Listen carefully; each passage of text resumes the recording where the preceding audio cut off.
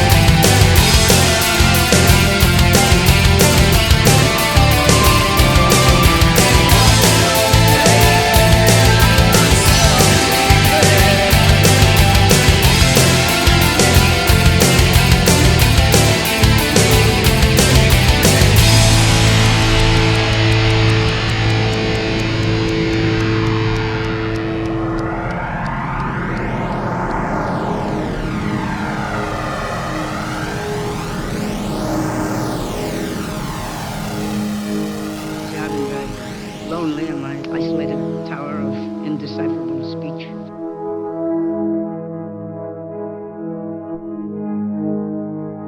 Dance with the devil don't change.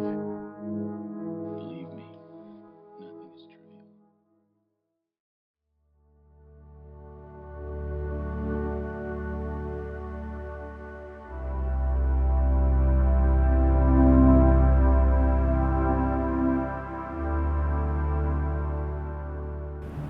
The first 4 songs off of Where Memories Combine, which would be A Fracture in Forever, Embracing the Absence, Meridians Tear, and The End of Silence, all go together in a sort of suite of songs. They all creatively deal with the same abstract idea, and collectively together they are all known as the surface of all things. The initial idea of embracing the absence came to me one day when I was driving home from college. I saw this long rift of white in the sky.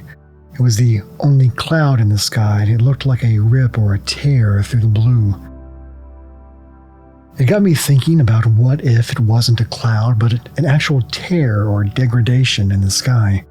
What if the creator of all we know had given up and decided to end everything, either starting over or finally having some rest?